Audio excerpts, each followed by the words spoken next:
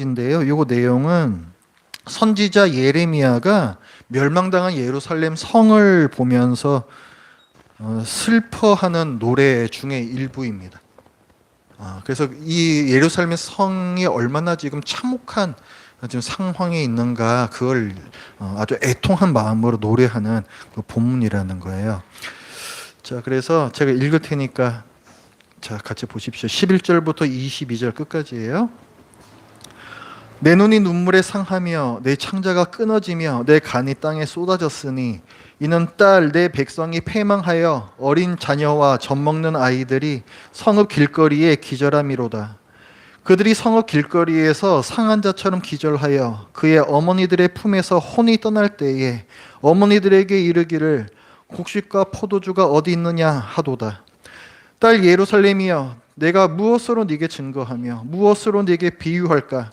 처녀딸 시온이여, 내가 무엇으로 네게 비교하여 너를 위로할까? 너의 파괴됨이 바다같이 크니 누가 너를 고쳐줄 소냐? 내 선지자들이 내게 대하여 헛되고 어리석은 묵시를 보았으므로 내 죄악을 드러내어서 네가 사로잡힌 것을 돌이키지 못하였도다. 그들이 거짓 경고와 미혹하게 할 것만 보았도다. 모든 지나가는 자들이 다 너를 향하여 박수치며 딸 예루살렘을 향하여 비웃고 머리를 흔들며 말하기를 온전한 영광이라 모든 세상 사람들의 기쁨이라 일컫던 성이 이 성이냐 하며 내 모든 원수들은 너를 향하여 그들의 입을 벌리며 비웃고 이를 갈며 말하기를 우리가 그를 삼켰도다. 우리가 바라던 날이 과연 이 날이라. 우리가 얻기도 하고 보기도 하였다 하도다. 여호와께서 이미 정하신 일을 행하시고 옛날에 명령하신 말씀을 다 이루셨으며 긍휼히 여기지 아니하시고 무너뜨리사 원수가 너로 말미암아 즐거워하게 하며 내 대적자들의 뿔로 높이 들리게 하셨도다. 그들의 마음이 주를 향하여 부르짖기를 딸 시온의 성벽아, 너는 밤낮으로 눈물을 강처럼 흘릴지어다. 스스로 쉬지 말고 내 눈동자를 쉬게 하지 말지어다. 초저녁에 일어나 부르짖을지어다. 내 마음을 주의 얼굴 앞에 물쏟듯 할지어다. 각 길 어귀에서 주려 기진한 네 어린 자녀들의 생명을 위하여 주를 향하여 손을 들지어다 하여도다. 여호와여 보시옵소서, 주께서 누구에게 이같이 행하셨는지요? 여인들이 어찌 자기 열매 곧 그들이 낳은 아이들을 먹어오며 제사장들과 선지자들이 어찌 주의 성소에서 죽임을 당하오리이까? 늙은이와 젊은이가 다 길바닥에 엎드려졌사오며 내 처녀들과 내 청년들이 칼에 쓰러졌나이다. 주께서 주의 진노의 날에 죽이시되 긍휼히 여기지 아니하시고 도륙하셨나이다. 주께서 내 두려운 일들을 사방에서 부르시기를 절기 때 무리를 부름같이 하셨나이다. 여호와께서 진노하시는 날에는 피하거나 남은 자가 없나이다. 내가 낳아 기르는 아이들을 내 원수가 다 멸하였나이다. 지난주에 열왕기에서 요시야 왕, 남유다 요시야 왕에 대해서 보았습니다. 비록 요시야 왕이 종교 개혁을 단행했지만 지금까지 쌓여온 남유다의 죄 때문에 하나님의 심판을 돌이킬 수 없었고 백성의 마음 또한 여호와께로 돌이키는 데에는 실패했음을 보았습니다. 요시야 왕이 죽고 난 후에 계속해서 또 악한 왕들이 나오고 결국 바벨론이 침공해 와서 남유다를 멸망시켰습니다. 남유다의 멸망은 언약적 저주였습니다. 여호와만 하나님으로 섬기면서 율법을 지키겠습니다. 그러지 않으면 이 땅에서 쫓겨나겠습니다라고 자기네들 입으로 맹세했었기 때문에 그 언약에 따라서 받은 벌이었습니다. 남유다의 수도 예루살렘이죠. 이 예루살렘 성은 높은 곳에 있어요. 높은 곳에 위치한 천연 요새라고 불리는 곳이었습니다. 그래서 점령하기가 매우 어려웠는데 바벨론이 성을 포위하고 출입을 봉쇄하는 전략을 씁니다. 그러면 이제 성 안팎으로 출입을 못 하잖아요. 그럼 성 안에 있는 먹을 것이 떨어지면 두 손 들고 나올 것이다. 이런 이제 전략을 쓴 것이죠. 그렇게 포위한 시간이 3년이에요. 3년. 3년 동안 예루살렘 성을 포위하고 있습니다. 그래서 열왕기하 이제 25장 마지막 부분이 있는데 거기에 보면 성 안에 먹을 것이 떨어졌고 굶어 죽는 사람들이 속출합니다. 굶주림을 견디다 못한 백성들이 자기 어린 자식을 삶아서 팔다리를 뜯어먹는 일까지 생겼습니다. 견디다 못한 남유다 왕이 백성을 버리고 몰래 도망치다가 바벨론 군사들한테 잡혀서 바벨론으로 끌려갔고, 바벨론 군대가 이제 예루살렘 성 안으로 치고 들어와서 성전, 왕궁, 그다음에 집들 모두 다 무너뜨리고 성벽까지도 다 허물어 버렸습니다. 예루살렘은 무너진 돌 무더기와 불에 탄 재가 뒹구는 말 그대로 폐허가 되었습니다. 성 안에 있던 사람들은 바벨론의 포로로 다 끌려갔습니다. 지금 보십시오. 왕이 없어졌고 백성이 끌려갔고 땅을 빼앗겼습니다. 주권이 없고 국민이 없고 국토가 없어요. 나라가 완전히 멸망한 것이죠. 하나님께서 애굽에서 종살이하던 히브리 민족을 저 옛날에 데리고 나오셔서 가나안 땅에 들여보내어 세우게 하신 바로 그 나라가 망한 것입니다. 남유다 말기에 40여 년을 선지자로 활동하며 회개를 외쳤던 예레미야는 나라가 멸망당하는 이 참혹한 현장을 자기 눈으로 목도했는데, 자기 민족을 사랑하는 예레미야는 나라가 망한 슬픔을 노래로 지었습니다. 그것이 이 예레미야 애가입니다. 애가 전체는 시입니다. 성경에는 많은 장르가 있어요. 율법도 있고 이야기도 있고 서신, 편지도 있고 시, 이런 다양한 문화 형식들로 구성이 되어 있습니다. 우리가 다른 사람들하고 얘기를 할 때 농담을 다큐로 받으면 굉장히 난감한 상황이 발생하죠. 마찬가지로 시는 시로 읽어야 제대로 해석할 수가 있습니다. 시를 율법처럼 읽으시면 안 돼요. 시를 이야기처럼 읽으시면 안 됩니다. 고든 피라는 신학자가 쓴 성경을 어떻게 읽을 것인가라는 책이 있습니다. 거기에서 이 시를 어떻게 읽어야 할 것인가를 말하고 있는데, 한마디로 요약하면 시는 시로 읽어라라는 거예요.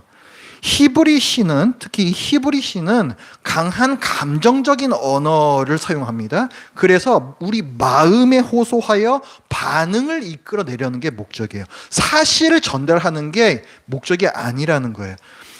지나치게 분석하려고 하지 말고 시인의 말에서 그 그림을 떠올려야 됩니다. 그래서 이 시를 읽으면서 어떤 성경 전체에 적용할 수 있는 일반적인 교리를 이끌어내려 한다라든가 그래서는 안 돼요. 시를 쓴 목적은 그런 게 아닙니다.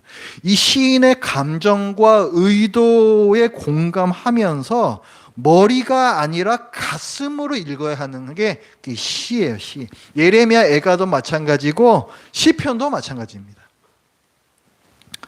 이제 오늘 본문을 강해할 텐데, 시인의 감정을 중심으로 제가 단락을 나누어 읽으면서 설명은 최소화할 거예요. 그러니까 제가 본문에 읽을 때 이걸 갖다가 분석하려고 하지 마시고 가슴으로 느끼려고 애쓰시면서 따라오시길 바랍니다. 그래서 그 그림을 떠올리면서, 그 시인의 언어에서 그림을 떠올리면서 이 시인의 감정을 따라가시길 바랍니다. 11절부터 13절을 볼 거예요. 11절부터 13절은 예레미야가 멸망한 나라의 참혹한 현실을 보면서 애통해하는 거예요. 그 애통해하는, 얼마나 그 참혹한 현실인가 그걸 한번 떠올리면서 한번 보십시오. 11절부터 13절입니다. 내 눈이 눈물에 상하며 내 창자가 끊어지며 내 간이 땅에 쏟아졌으니 이는 딸 내 백성이 패망하여 어린 자녀와 젖먹는 아이들이 성읍 길거리에 기절함이로다. 그들이 성읍 길거리에서 상한 자처럼 기절하여 그의 어머니들의 품에서 혼이 떠날 때에 어머니들에게 이르기를 곡식과 포도주가 어디 있느냐 하도다. 딸 예루살렘이여, 내가 무엇으로 네게 증거하며 무엇으로 네게 비유할까? 처녀딸 시온이여, 내가 무엇으로 네게 비교하여 너를 위로할까?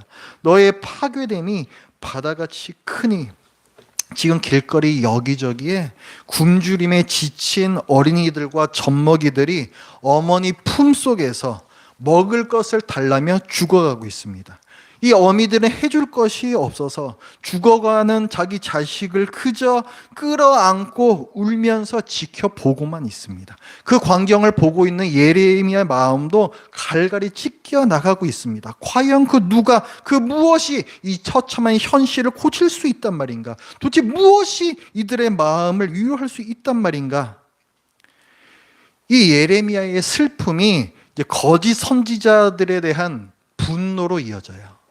14절입니다. 내 선지자들이 내게 대하여 헛되고 어리석은 묵시를 보았으므로 내 죄악을 드러내어서 네가 사로잡힌 것을 돌이키지 못하였도다. 그들이 거짓 경고와 미혹하게 할 것만 보았도다. 지금 예레미야가 거짓 선지자들에게 이 나라가 이렇게 된 그 이유를, 그 책임을 지금 묻고 있어요. 너희는 왜 하나님의 말씀이라면서 거짓말을 했는가? 너희는 왜 백성의 죄를 지적하지 않았는가? 너희들은 왜 백성들을 회개케 하지 않았는가? 왜 제대로 살고 있지 않은 사람들에게 힘들지, 괜찮아, 아무 일 없을 거야, 이런 달콤한 말로 귀만 간지럽히는 헛된 위로를 전했는가? 사실은 쓸모없고 악한 거짓말을 하나님의 말씀이라며 전한 결과를 보아라. 나라가 망했다. 백성들이 적국에 다 사로잡혀갔다. 그리고 그 뒤를 이어서 이제 예레미야가 대적들의 그 조롱을 들으면서 또 가슴을 아파요. 15절과 16절입니다. 모든 지나가는 자들이, 이게 그 대적들이, 이스라엘의 대적들, 모든 지나가는 자들이 다 너를 향하여 박수치며 딸 예루살렘을 향하여 비웃고 머리를 흔들며 말하기를 온전한 영광이라 모든 세상 사람들 기쁨이라 일컫던 성이 이 성이냐 하며 내 모든 원수들은 너를 향하여 그들의 입을 벌리며 비웃고 이를 갈며 말하기를 우리가 그를 삼켰도다. 우리가 바르던 날이 과연 바로 이 날이라. 우리가 얻기도 하고 보기도 하였다 하도다. 이 대적들이 머리를 흔들면서 잔인하게 이를 갈면서 비웃고 있어요. 이게 바로 그들이 더없이 아름다운 성이요 온 누리의 기쁨이라고 하던 바로 그 성이야. 박장대소하면서 기뻐합니다. 우리가 이겼다. 이것이 바로 우리가 기다리던 바로 그날이 아닌가. 우리가 이제 드디어 그것을 보았구나. 이 말은 안 그래도 마음이 무너져 내린 예레미야에게 날카로운 칼이 되어서 꽂힙니다.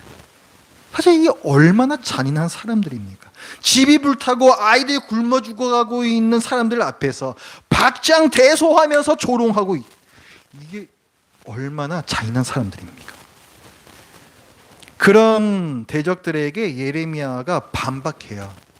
너희가 이긴 것이 아니다. 그게 17절의 말씀입니다.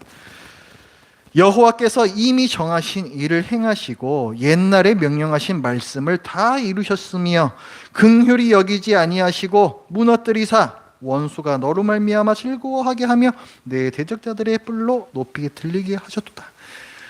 하나님께 불순종하면 저주를 받는다는 그 언약에 따라서, 그 미리 정해진 그 언약에 따라서 하나님께서 우리나라를 멸망시키신 거야. 그렇게 지금 반박을 하고 있어요. 하나님은 얼마나 신실하십니까? 하나님은 약속하신 말씀을 결코 없다 하시지 않는 신실하신 분이십니다. 하나님의 심판은 또한 얼마나 두려운 것입니까? 하나님께서는 오랫동안 참으시며 회개를 촉구하지만 일단 심판이 확정된 후에는 그 심판은 냉엄하고 혹독한 현실로 가차없이 밀어 닥치는 것입니다. 예레미야가 대적들에게 이 사실을 말해요. 우리가 하나님께 불순종했기 때문이야. 너희는 그분이 심판하시는 도구에 불과해. 착각하지 마. 그리고 예레미야는 이제 백성에게 기도하라고 기도하라고 촉구해요. 18절부터 19절입니다. 그들의 마음이 주를 향하여 부르짖기를 딸 시온의 성벽아 너는 밤낮으로 눈물을 강처럼 흘릴지어다. 스스로 쉬지 말고 내 눈동자를 쉬게 하지 말지어다. 초저녁에 일어나 부르짖을지어다. 내 마음을 주의 얼굴 앞에 물쏟듯 할지어다. 갓길 어귀에서 주려 기진한 네 어린 자녀들의 생명을 위하여 주를 향하여 손을 들지어다 하였도다. 무너진 성벽을 바라보면서 애끓는 심정으로 예레미야가 말해요. 주께 기도하라. 밤낮으로 쉬지 말고 기도하라. 마음을 다해서 회개의 눈물을 흘리면서 기도하라. 지금 거리에 기진하여 여기저기 널브러져 있는 백성들에게 예레미야가 외칩니다. 하나님께 기도하라. 굶어 죽어가고 있는 너희 어린 자식들을 위해서라도 살려달라고, 제발 살려달라고 두 손 들고 외쳐서 기도하라. 저희는 하나님밖에 바라볼 곳이 없습니다. 하나님 제발 살려주세요. 하나님 주께서는 지금도 여전히 저희 하나님이 아니십니까? 이어서 예레미야가 하나님을 원망하면서 단식합니다. 20절부터 마지막까지요. 여호와여 보시옵소서 주께서 누구에게 이같이 행하셨는지요. 여인들이 어찌 자기 열매 곧 그들이 낳은 아이들을 먹어오며 제사장들과 선지자들이 어찌 주의 성소에서 죽임을 당하오리까. 늙은이와 젊은이가 다 길바닥에 엎드러져 싸우며 내 처녀들과 내 청년들이 칼에 쓰러졌나이다. 주께서 주의 진노의 날에 죽이시되 긍휼히 여기지 아니하시고 도륙하셨나이다. 주께서 내 두려운 일들을 사방에서 부르시기를 절기 때 무리를 부름같이 하셨나이다. 여호와께서 진노하시는 날에는 피하거나 남은 자가 없나이다. 내가 낳아 기르는 아이들을 내 원수가 다 멸하였나이다. 예레미야가 얘기해요. 그런데 하나님 한번 생각해 보시겠습니까? 도대체 누구한테 이런 짓을 하신 겁니까? 이런 끔찍한 일을 도대체 누구한테 내리신 거냐고요. 비록 저희가 잘못하고 언약을 깼지만 그래도 하나님께서 어떻게 자기 백성에게 이렇게까지 하실 수가 있습니까?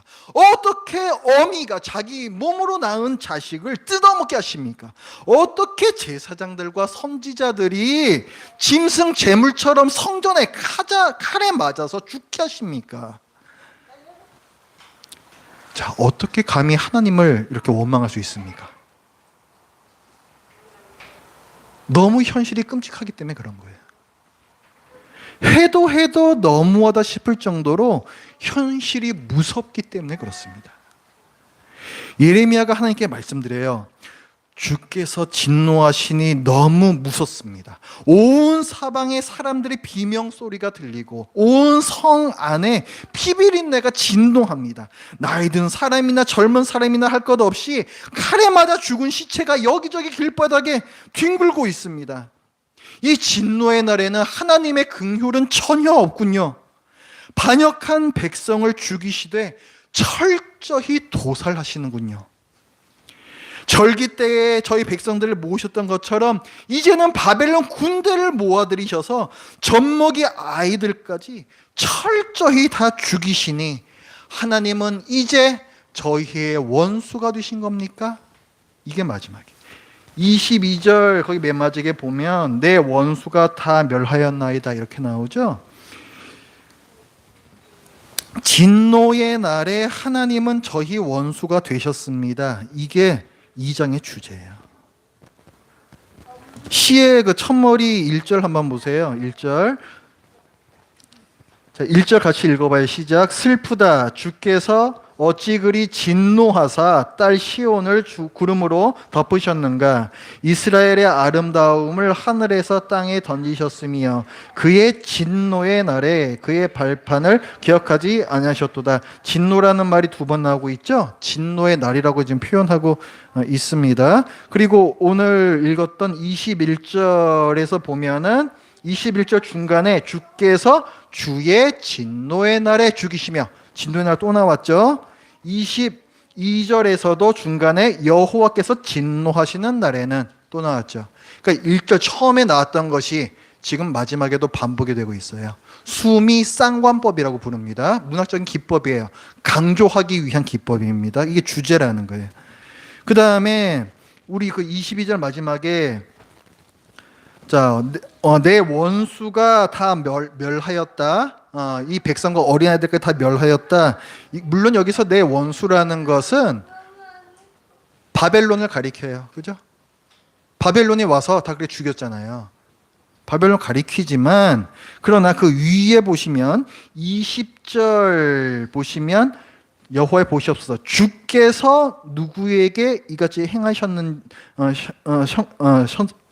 행하셨는지요 라고 얘기를 하고 있죠. 주께서 이 모든 일을 행하셨다라고 얘기를 하고 21절에 보면은 늙은이 젊은이를 다 길바닥에 엎드려 뜨린 그 다음에 내 처녀들과 내 처녀들 칼에 쓰러지게 하신 그게 누구냐면 주께서 이렇게 얘기하고 있어요.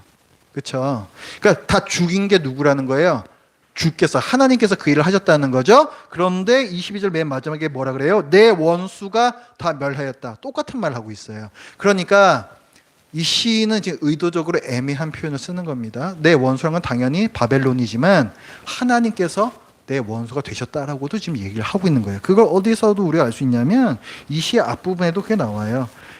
그 2장 거기 보면은 2절에 주께서 이렇게 시작을 해요. 주께서 쭉 시작하다가 4절에 보면 원수같이 그의 활을 당기고 대적처럼 그의 오른손을 들고 서서 모든 사람을 죽이셨다 이렇게 나와요. 여호와께서 원수같이 대적같이 우리 모든 사람들을 죽이셨다. 5절에서도 나옵니다. 주께서 원수같이 되어 이스라엘을 삼키셨으며 그렇죠? 주께서 우리의 원수가 되셨다는 거예요. 그러니까 심판의 날, 이 진노의 날에 주께서 우리의 원수가 되셨습니다가 2장의 주제가 되겠습니다. 어떻게 우리를 사랑하시는 하나님이 우리의 원수가 되어 다 죽이실 수가 있는가? 그렇게 하십니다.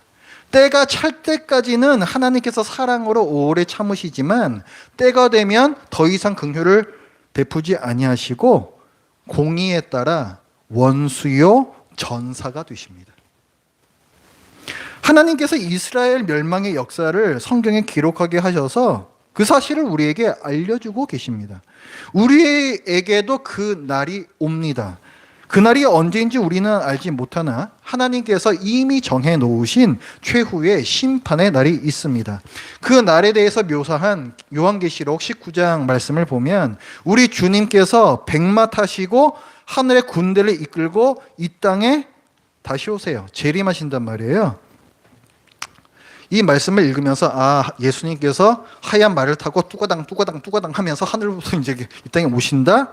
아닙니다. 요한계시록은 우리 사람의 일반적인 설명으로 다 담을 수가 없는 영적인 진리, 영적 의미를 전달하기 위해서 그림 언어, 상징 언어를 사용을 해요. 문자적으로 이렇게 이루어지는 것이 아닙니다. 그러니까 지금 이 예수님께서 백마를 타시고 하늘의 군대를 이끌고 오신다라는 것은 예수님께서 전사로서 오신다라는 말이에요. 전사로서.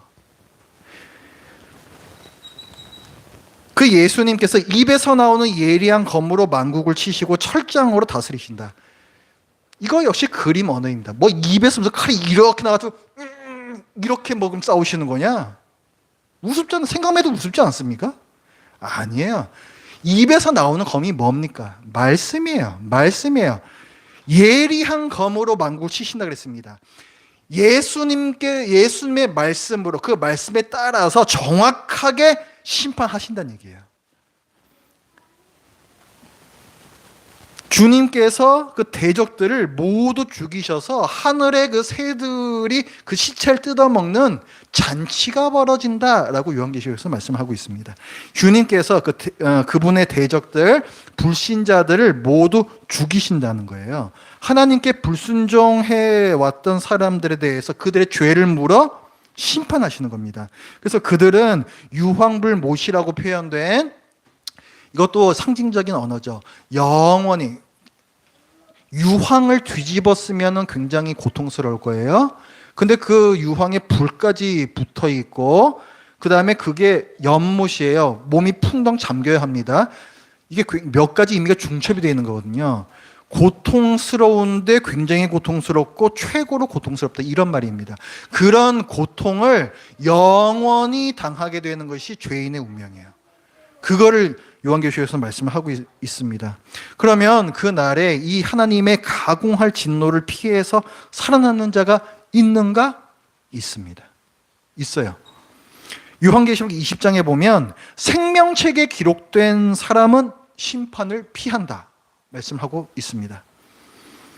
요한계시록 21장 27절에서도 오직 어린 양의 생명책에 기록된 자들만 새 예루살렘 성, 그 하나님 나라에 들어간다, 이렇게 말씀하고 있어요. 나를 위해서 대속하신 예수 그리스도를 믿는 자, 그러니까 어린 양의 생명책이란 예수 그리스도를 믿는 사람들을 뜻하는 거예요. 그런 사람들은 형벌받지 않고 하나님 나라에서 영원한 복락을 누리면서 살게 됩니다.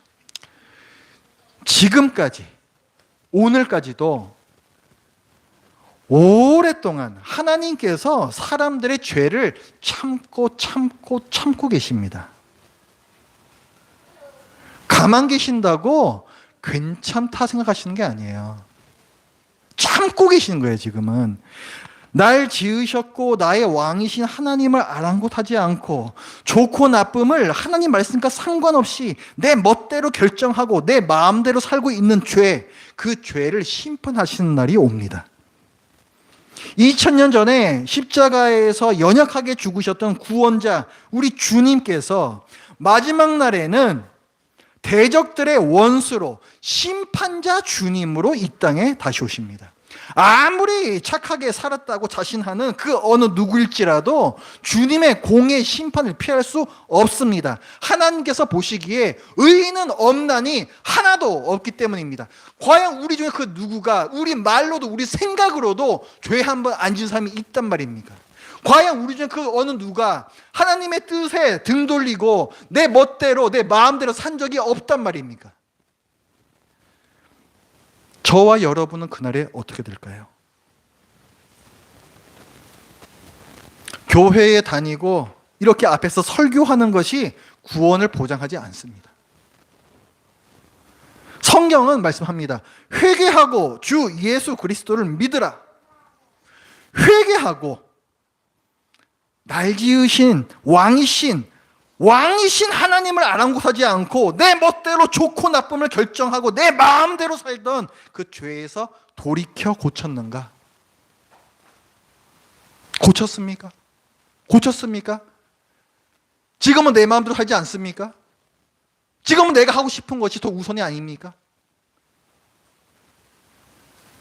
주 예수 그리스도를 믿으라. 예수 그리스도를 구원자로 믿고, 주 예수 그리스도예요. 주라는 말이 왕이란 뜻이에요. 내 인생의 왕으로서 예수님을 받아들이는 게 주 예수 그리스도를 믿는 거예요. 구원자라는 뜻도 그리스도 안에 들어가 있지만 주라고 할 때에는 왕이란 뜻이라고. 왕이란 뜻. 여전히 내 마음대로 살면서 구원자로만 내가 예수 그리스도를 받겠다, 그 믿음으로는 절대로 천국에 가지 못합니다. 절대로 못 가요. 주 예수 그리스도를 받지 않았거든요. 회개하였는가? 주 예수 그리스도를 믿는가? 이것이 주님의 심판을 피할 수 있는지 결정할 것입니다.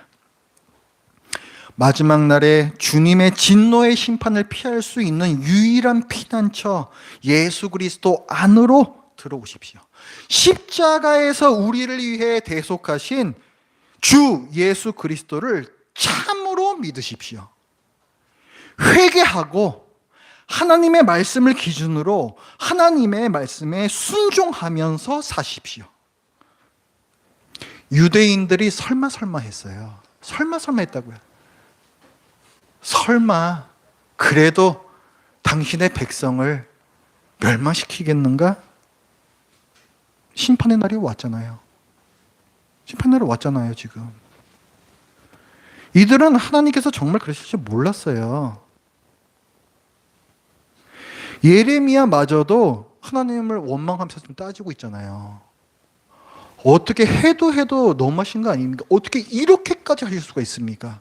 예레미야마저도 그렇게 하나님을 원망할 정도로 끔찍한 심판의 날이 실제로 왔었다고요. 우리는 어때요? 이 사실을 하나님께서 성경으로 알려주셨잖아요. 우리 이제 알고 있는 거예요. 하나님께서 정말 그리 하시는 분이구나.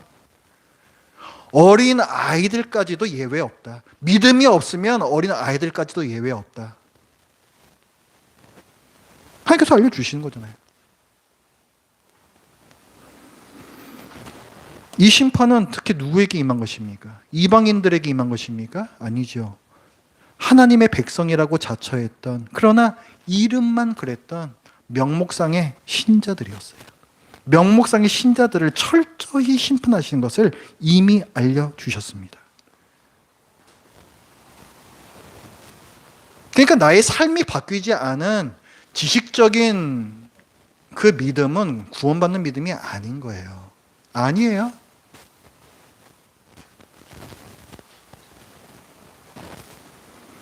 명목상의 신자입니다. 그 사람들은. 십자가에서 우리를 위해 대속하신 예수 그리스도를 참으로 믿으십시오. 그리고 실제로 돌이켜서 고치십시오. 회개하십시오. 하나님의 말씀을 기준으로 하나님께 순종하며 사십시오. 하나님께서 내신 피난처, 하나님께서 우리에게 주신 견고한 성, 예수 그리스도 안으로 들어오십시오. 그 성만이 하나님의 가공할 진노를 견뎌낼 수가 있어요. 이미 예수님께서 그 하나님의 진노 형벌을 받아내셨습니다. 그 안으로 우리는 들어가야 돼요. 그 안으로. 예수 그리스도를 믿으면 우리는 반드시 이 하나님의 진노 형벌을 피합니다. 왜냐하면 하나님께서는 신실하시기 때문에 그래요. 하나님께서는 하신 말씀을 반드시 지키십니다. 하나님께서는 신실하시니 내 죄를 대속하신 예수 그리스도를 의지하여 그분께로 피하는 자들을 복락의 하나님 나라로 인도해 드리실 것입니다. 기도하겠습니다. 하나님 아버지, 오늘 예레미야의 애통에 찬 노래를 보면서 하나님의 심판이라 얼마나 무서운 것인지, 얼마나 참혹한 현실을 가지고 오는 것인지를 보았습니다. 실제로 우리 주위에서 이런 일이 벌어진다면 얼마나 무섭고 또 두려울지. 하나님 아버지시여, 언제 이 심판의 날이 올지 모른다라고, 그래서 너희는 항상 등불을 가진 기름을 준비해야 되는 그 처녀로서 살라고 말씀하셨사온데 저희들이 너무 좀 방만하게 살았습니다.